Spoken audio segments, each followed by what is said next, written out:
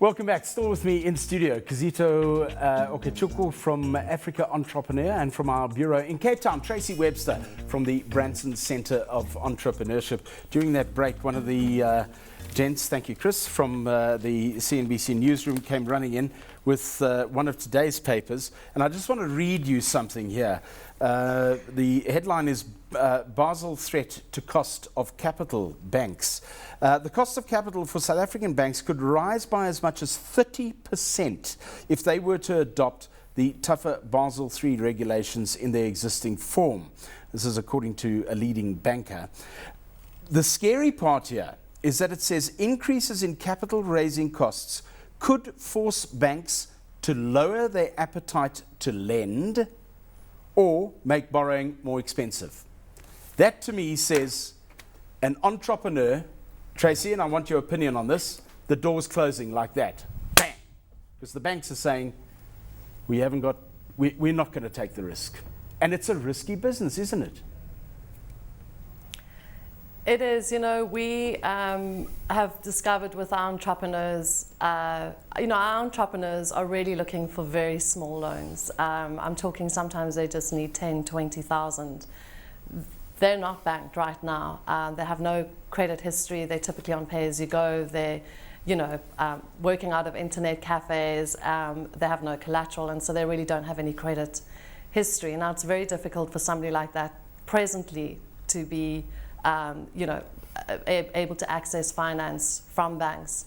And so we're looking at other partnerships where we can start brokering and accessing finance for our entrepreneurs.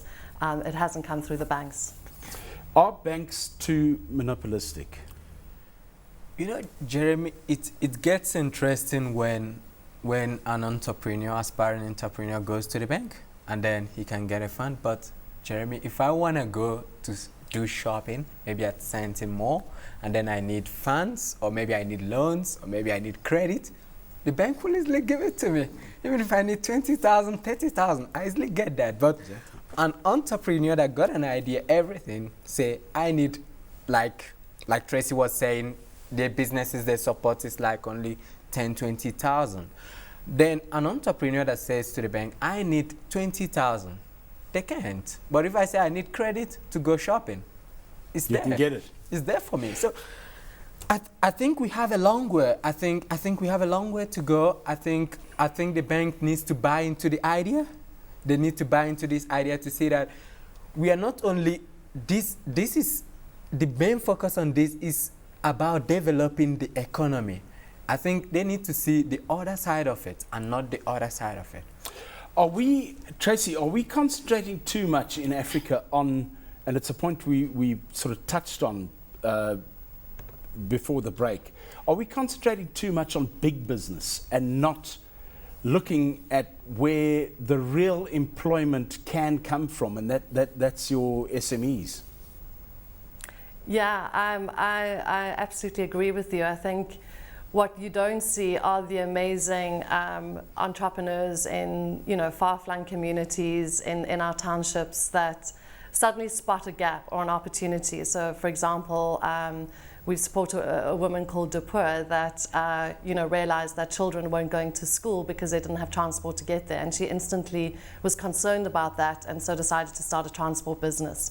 And she literally just started by getting kids to school, and then realized, well, there's a whole chunk of downtime before taking kids home again, and started exploring other routes, and then started equipping women in the community that were unemployed to get their driver's license, etc. And her business is just expanding all the time. We don't really have visibility of somebody like that, and I think that's where the real opportunities are. Just an article I picked up on that, and I'll read it to you verbatim. Entrepreneurs are not always aware they have the gifts to succeed and do not necessarily have the financial literacy needed to embark on business ventures.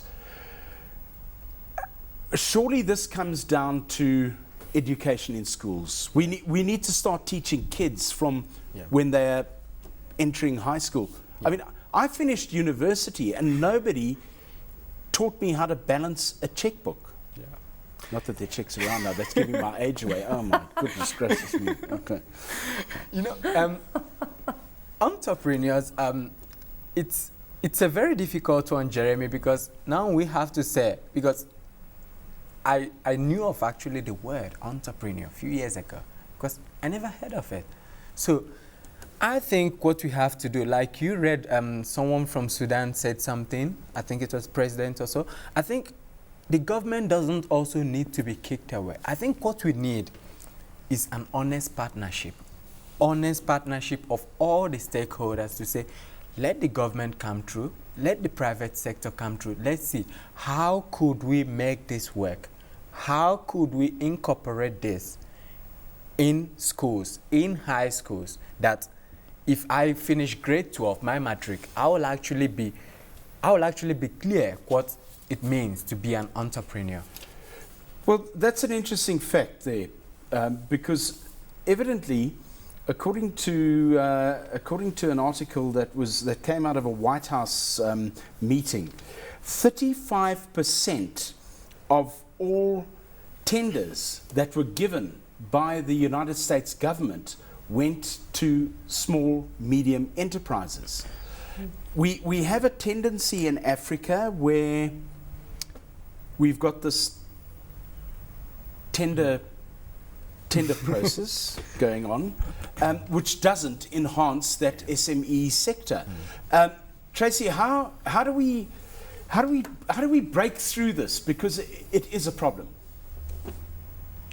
Sure. I mean, I think what government has put in place is this whole, getting enterprise development points. So I think that's a fantastic opportunities for businesses and large corporations to start saying, how do I start procuring with the entrepreneurs that are out there that have small businesses?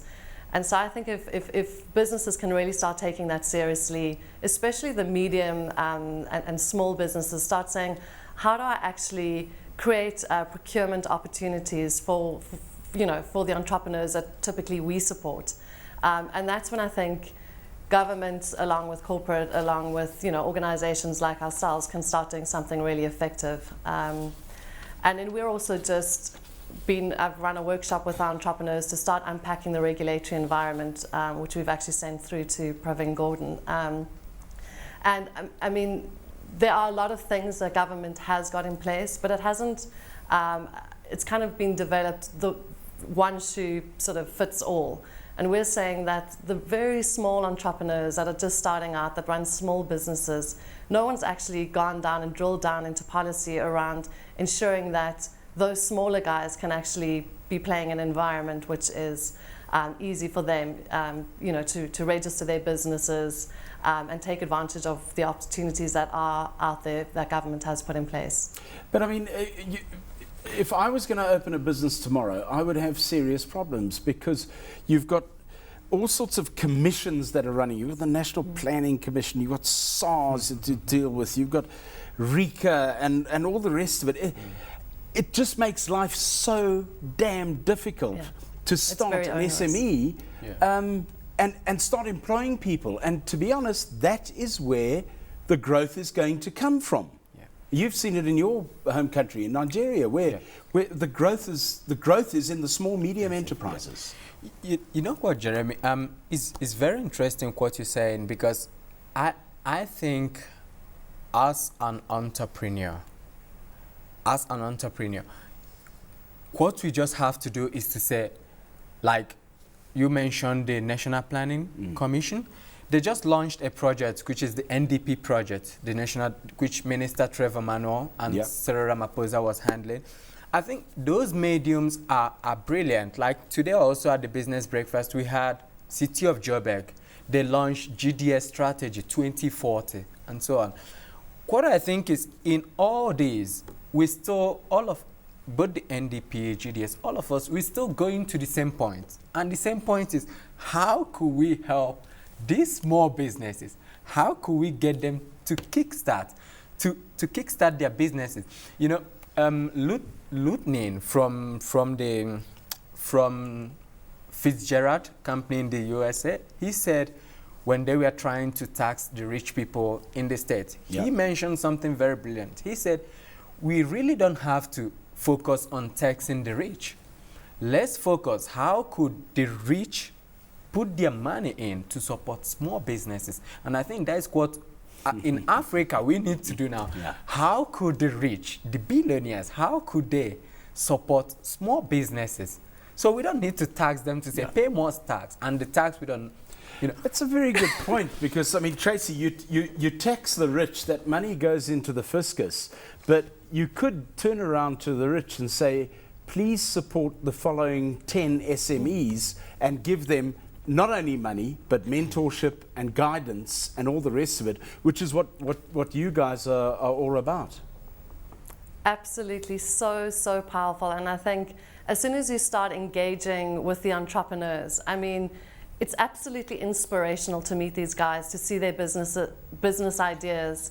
And suddenly you start building a relationship along with adding cash in the game, and amazing things can happen. I think it's more than just about providing finance. It's actually building a relationship, and it's actually passing on the amazing knowledge that you've gained over, you know, years of experience, and plowing that back into somebody else, and watching them thrive and grow is just an incredibly rewarding thing to see. Yeah, you know what? I think in any situation, it's not just about money. Relationships come into every single situation, and they are vital to moving anything forward. And Tracey got it right. She said knowledge. You know, as African entrepreneur, that is what we proud ourselves in association with SASO and in association with Center for Creative Leadership. We are saying that knowledge and self-belief is the only way to go. Not even finance, just as Tracey said. Just the case studies, that inspires a lot. The motivation it gives to aspiring entrepreneurs is tremendous, more than anything that finance could even imagine, you know. So I think the knowledge aspect of it, that is what African entrepreneur does, and we pride ourselves in that, and we say we could help in any way we can as African entrepreneur to assist small businesses. What I'm going to do is I'm going to ask our producer Natasha just to run the websites for both your group and Tracey's at the end of this show, just so that if people want to get hold of you, and if you think you're an entrepreneur, as I said earlier, where was that quote? That most people who are entrepreneurs don't actually know. They're not aware that they have the gifts to succeed, and do not necessarily have the financial literacy needed to embark on business ventures. So get hold of them. If you think you're an entrepreneur, then let's see what you can do, and let's make the continent great.